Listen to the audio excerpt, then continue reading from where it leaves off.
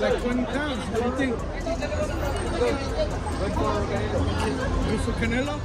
Manny Pacquiao subtly backed Canelo over Crawford, brushing off the weight challenge with a dismissive nod to speed and style. My advice to him is just focus on speed and the speed and style. He should Picture me. When Manny Pacquiao casually dropped his opinion on the Canelo Alvarez versus Terence Crawford showdown, it stirred more than just passing interest. It sparked debate. While preparing for his own comeback fight against Mario Barrios, Pacquiao, now 46 and eyeing a return after 4 years away from the ring, offered a surprisingly simple message to Crawford, the smaller fighter moving up in weight. Focus on speed and style. That was it. No elaborate strategy, no breakdown of tactics. Just a short statement that instantly drew attention, as it sounded more like an indirect nod to Crawford's abilities than outright support. But what caused even more of a stir was his reaction to the fight itself, with a simple thumbs up and the phrase, "good." Good for Canelo Pacquiao seemed to side with the Mexican star. Many fans interpreted that as a quiet approval of Canelo's path, one that critics say is more business-minded than legacy-driven. Manny, what do you think about Canelo versus Crawford? Crawford's moving up like 20 pounds. What do you think? Good. Good for Canelo. Good for Canelo? Manny, any advice on Crawford moving up in weight? You did it so many times. Any advice for Crawford moving up in weight? You did it so many times and you were successful. What do you tell Crawford? Any advice? My advice to him is just focus on speed and the speed and style. This particular fight between Canelo Alvarez and Terence Crawford has been surrounded by polarizing opinions. The matchup has seen changes in date and venue, but the two protagonists remain fixed. Crawford, coming from the welterweight division, is taking a significant leap by gaining over 12 pounds to compete at super middleweight. While it may seem daunting, Pacquiao himself successfully climbed weight classes during his career, capturing titles across 8 divisions. Still, what worked for Pacquiao may not necessarily work for Crawford, especially when facing someone like Canelo, who spent years fighting and dominating in heavier divisions. The question I had, which I didn't ask before, because Canelo's chin is one of the greatest chins in history. But looking at the size of Crawford, if he can keep his speed, he's definitely going to keep his timing. He's definitely going to keep his accuracy. Crawford is a knockout artist. The reason why Crawford is a knockout artist is because of his hand-eye coordination, accuracy, and timing. Hits you with shit that you're not expecting. That shit that he hit Errol Spence with, he didn't expect it. That's why he dropped. Same thing with Kell Brook. He's going to hit Canelo with something weird. Canelo ain't going to be able to roll out of it. Because Crawford's timing is different. Canelo's going to get hit with flush. But the thing is, Berlanga hit Canelo flush after the bell. So that lets you know what kind of chin he has. I'm just saying, can he stymie? Can he bell ring Canelo a little bit? Can he sting him a bit to make Canelo not tank for 12 rounds? While some fans are excited about this bout, not everyone sees it as a clash of titans. British promoter Eddie Hearn, for instance, has suggested this could be Canelo's final appearance in the ring. He speculated that the Mexican superstar, who turns 35 soon, may decide to retire after this fight due to the wear and tear from years of grueling training camps. Hearn went even further by claiming that Canelo may have agreed to the fight not for glory, but for money. According to him, Canelo doesn't see beating a naturally smaller opponent like Crawford as something that would significantly boost his legacy. That belief, said Hearn, explains why the fight only materialized after a massive financial offer. Do you see that fight now differently based on how Canelo performed against Skull Eddie? A little bit, yeah. Yeah? Oh, wow. It wasn't just the fact that he couldn't cut the ring off. I just feel like the timing now, the age, Canelo is amazing. I mean, not just because of his ability and what he's accomplished, but the fact that he still has the desire for those training camps and those fights. But I just feel like that desire might be fading a little bit. Not because of his love, but just because of age and life. Do you know what I mean? And don't get me wrong, like the Crawford fight will definitely get him up for it. But I was actually watching that fight thinking I wouldn't be surprised if he retired and actually didn't fight Crawford, because I don't think he'll want to lose to Crawford, a much smaller guy, just because he's at the end of the road. But the fight's so big and the money's so big, he's gonna have to take it. I bet he retires after that fight. Legendary promoter Bob Arum echoed that sentiment, offering a far more blunt take on the situation. Arum believes Canelo's recent fights have lacked excitement because he's more focused on securing big paydays than delivering memorable performances. From Arum's point of view, Canelo has started to treat boxing more like a business than a competitive sport. He claimed that the outcome of the Crawford bout will depend on which version of Canelo steps into the ring, the hungry, explosive champion from earlier years, or the more careful, less aggressive version who seems motivated primarily by money. Canelo has shown in his last few fights that he's just a businessman. He's not in there to entertain the public. He just takes the big check. But again, if Canelo really fights, because I think it's safe to say Terence always fights. He doesn't know anything else. So then it could be a very good, interesting fight. You've always praised Terence as a special fighter. Do you think he can beat Canelo? Who is Canelo? What Canelo is going to show up? The Canelo who's looking to cash a big check, or the Canelo that really wants to fight like a fighter? Now, the Canelo we've seen the last 2 years is not only boring, but doesn't really have an incentive to mix it up and to entertain people with a good fight. Veteran trainer and boxing analyst Teddy Atlas didn't hold back either. He questioned whether Canelo had been overrated throughout his career. Atlas brought up several controversial moments from Canelo's past, such as his debated win over Erislandy Lara, his loss to Floyd Mayweather, and the controversial scoring in both fights against Gennady Golovkin. According to Atlas, Canelo has long benefited from size advantages and hand-picked opponents who were either smaller or no longer at their peak. Despite acknowledging the Mexican's accomplishments, Atlas believes Crawford is the more driven fighter and has what it takes to win, citing his hunger, technical brilliance, and relentless attitude. He had trouble with a 154-pound guy when he went up from welterweight to that. So now he's going up to 168. Teddy, come on. How are you going to make an argument? You can make an argument to this, to the history of this sport, where little guys have been able to beat big guys, because you reverse it. You reverse who's got the advantage and the disadvantage. Yeah, the size, the power of Canelo, he's got the advantage. Then all of a sudden you go back and you say, wait a minute. The other guy's faster. The other guy's craftier. The other guy has more options. The other guy is slicker. Oh, well, maybe he's got the advantages. Like the first time Pacquiao fought De La Hoya. And I know De La Hoya was having trouble with weight and all that. I get it, man. And that's fair. But still, I remember I picked that one. Every once in a while I pick one right. I remember that I picked that one where Pacquiao's going to win. And I said, yeah, you're saying that De La Hoya's big, he's stronger. He's got the power edge, he's got this edge. But the other guy's quicker.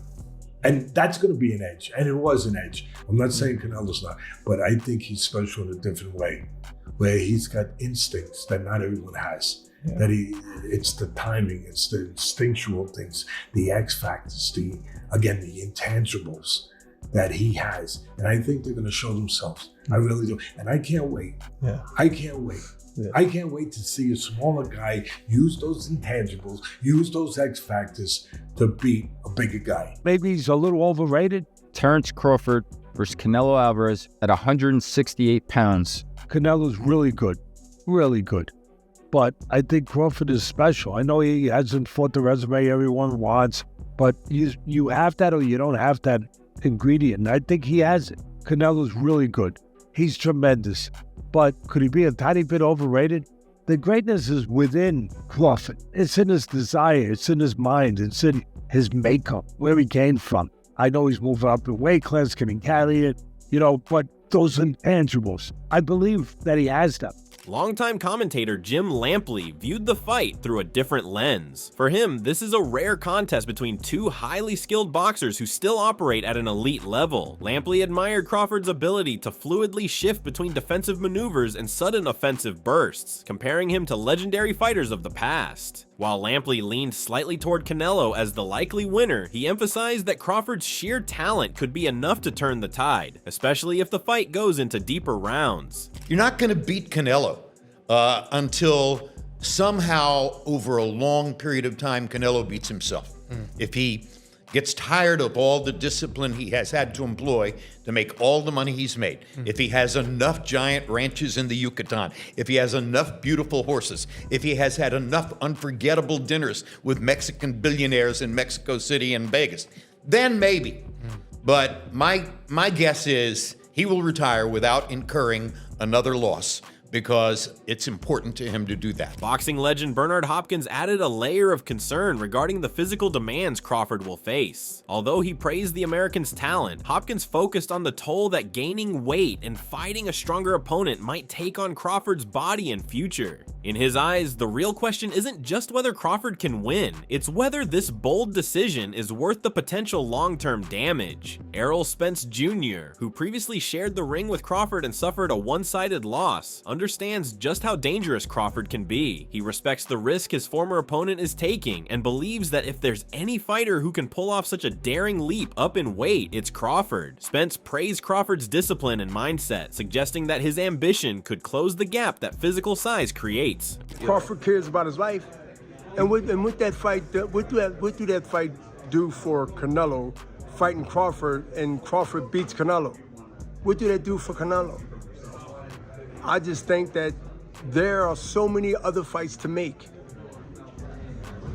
that's realistic and makes sense and less life-risking. Roy Jones Jr., himself a fighter who famously climbed divisions, framed the pressure differently. While most eyes are on Crawford for daring to move up 2 weight classes, Jones argued that the real pressure rests on Canelo. As the established champion with a size and power advantage, Canelo is expected to win, but if he doesn't dominate, or if the fight ends up being closer than expected, Jones believes the criticism could fall squarely on Canelo's shoulders, potentially undermining his current standing in the sport.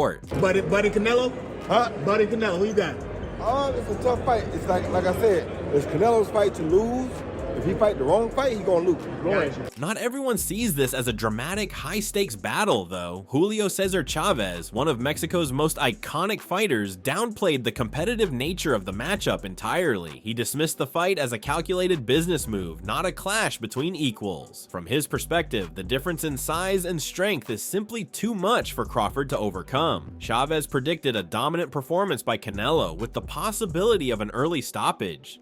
Bueno, es una pelea muy dispareja, la verdad.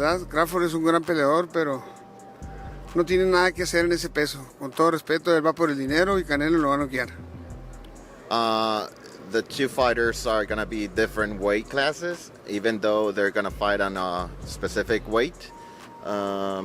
He believes that they're just going because of the money.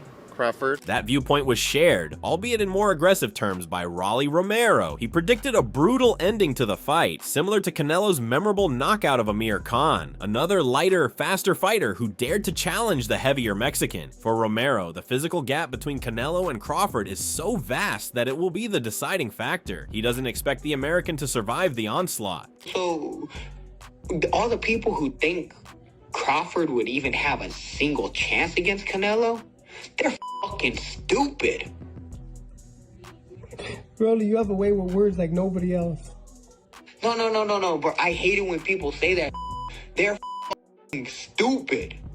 Trainer Robert Garcia brought a more tactical breakdown to the discussion. He sees Crawford having success early in the fight, using his footwork and speed to disrupt Canelo's rhythm. However, as the bout drags on, Garcia expects Canelo to apply constant pressure and unleash his trademark body attacks. According to Garcia, that sustained punishment will eventually wear Crawford down, especially if the smaller man can't keep Canelo off of him. You know, your skills, speed, try to fight on the outside, you know, and, you know, he does have skills, man. He is a real talented fighter, so I think he's going to put up really good rounds, maybe at least 5 or 6 rounds. He's going to put up really good rounds. Eventually, I think later rounds, Canelo starts catching him, breaking him down. But I do see Crawford putting up. Crawford's, you know, he's the man. He's pound for pound one of the best fighters in the world. He's very talented. I think he will put up a good fight. You said Canelo maybe later in the rounds comes on.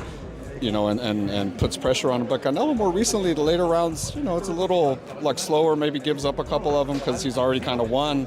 That'd be kind of a different strategy, right? Like, can he still do that? It has to, but he has to, because I think the first half, I think it'll be Crawford's fight. You know, I might be wrong also, because Canelo is also very talented. Let's not take that away from him. He's very talented, but I do see Crawford maybe taking the first few rounds, the first half of the fight, and then Canelo forcing himself to pressure and try to dominate it that way, because knowing that he might be a little bit behind, he's gonna be forced to do it. And he's got the strength, he's got the power, he's got the skills to do that too. Jaron Boots Ennis initially thought the fight was a toss-up, but as the date approaches, his opinion has shifted toward Canelo. Ennis questioned Crawford's decision to jump directly into a super middleweight bout without testing himself in a lower weight class first. He pointed out that Canelo has consistently proven his ability to dominate naturally bigger opponents. For Ennis, the risk Crawford is taking is not just bold, it might be reckless, especially since he's never faced anyone with the kind of punching power Canelo brings. But I think you gotta lean more towards Canelo, because like I said before, he been putting big guys out and down, and Canelo not even really a 68 pounder. He probably really should be at 60 maybe, and he been hurting these guys. I think he be dropping these guys and things like that. So, and them guys be way bigger than him come fight night. I know that for sure. They be probably close to 200 pounds, and he dropping those guys like that. So, I don't know. You know, it's gonna be a great fight. You know, the fans want to see it. So, you know, so be it. I think Crawford should take a warm-up fight. You know, at like 60, or like at least at 60, just to get his body, you know, the feeling of somebody a little bit bigger. You know, and things like that. You know. I know when you go up a weight, you gotta, you know, develop that power and not develop the power, but like put that muscle on and be heavier and things like that. So he might not want to take a fight because he's trying to build up right now. But I think he should, just to stay sharp and that way he don't have like a long layoff or anything like that.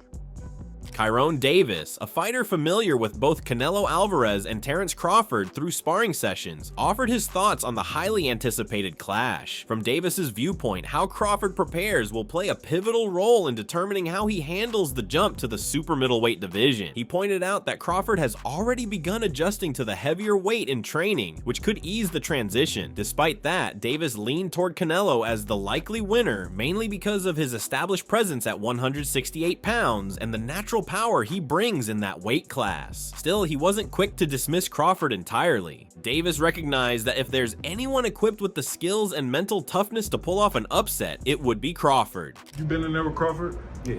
So you've been in there with Crawford, you've been in there with Canelo. What can you take from sparring both of them to gauge what's gonna happen in September? Preparation is gonna definitely be everything. Crawford adjusting to the 168 pound division. I know he's been sitting at a heavier weight for a while, but like, you know, he's been showing his training and stuff. So that's definitely gonna help him.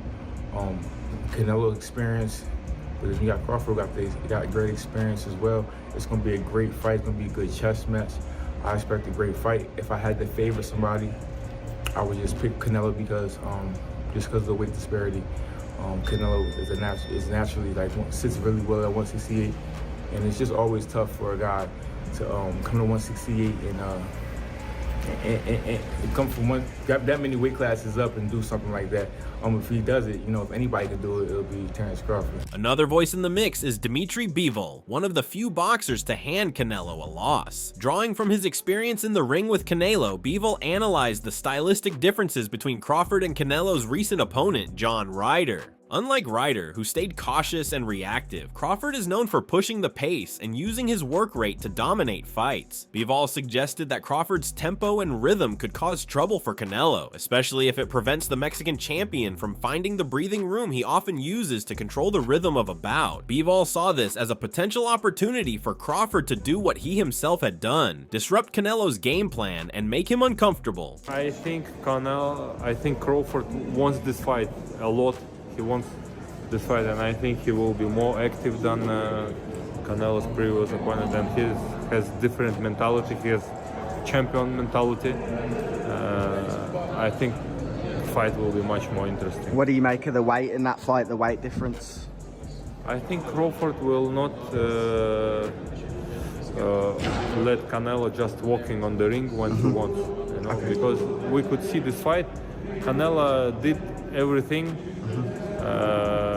When he won a rest, he could rest easy, you know, in this fight.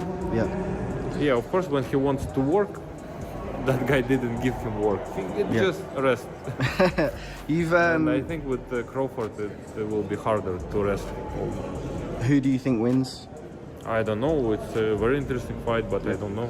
Amir Khan also provided insight based on first-hand experience, having shared the ring with both men, suffering a knockout defeat to Canelo and a dominant loss to Crawford. Khan spoke to the unique challenge Crawford poses. Though Canelo's power is real and dangerous, Khan noted that Crawford's punches, while not visually dramatic, have a surprising sting. For him, the real threat Crawford brings isn't just his strength, but his ability to read opponents and respond before they react. Khan described Crawford as exceptionally sharp with timing and positioning, traits that he believes could be the key to neutralizing Canelo's physical edge. How much from sharing the ring with him and doing the camps with him, what benefits would Crawford had to be fighting against a bigger man? Is it the ring IQ, dominating the center? Like, what benefits do you think he has? You need everything in the game. You need from your ring IQ, you need the movement, you need the power, you need the speed. And Crawford does hit hard. A lot of people don't give Crawford the credit for the punch power he has. Well, Crawford does hit hard. I mean, I've been in the ring with him. He's hit me hard.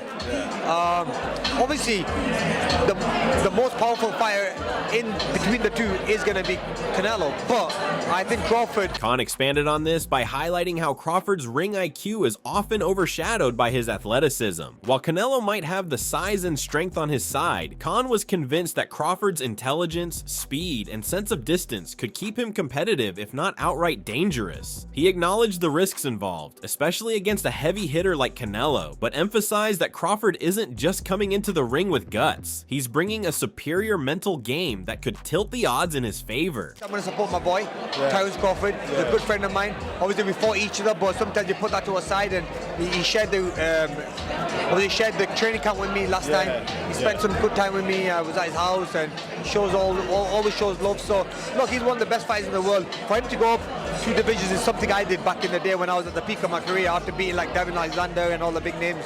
So, look, I wish him all the very best, and I think he can do it. You know what I mean? One thing about Terence Crawford, he has great box IQ.